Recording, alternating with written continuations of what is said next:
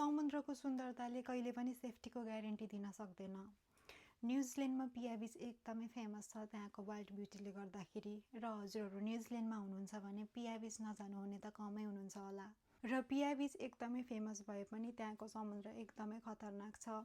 र अहिले रिसेन्टली चाहिँ पिया बीचमा एकदमै दुःखद घटना घटेको छ, जहाँ एकजना व्यक्ति चाहिँ रकमा हिँड्दै गर्दा एकदमै पावरफुल वेभ आएर उनको ज्यान समेत गुमेको छ। र स्थानीय अथोरिटिज र इमर्जेन्सी सर्भिसहरू तुरुन्तै घटनास्थलमा आए पनि उनलाई बचाउन सकेनन्। र अथोरिटिजहरूले पनि वार्न गर्दै आइरहेका छन् र समुद्रमा भएको चिप्लो ढुङ्गाहरूमा नहिँड्नुहोस्, नर्मल डेजमा पनि छालहरू आइरहेको हुन्छ, लहरहरू आइरहेको हुन्छ, त्यसमा ध्यान दिनुहोस् भनेर।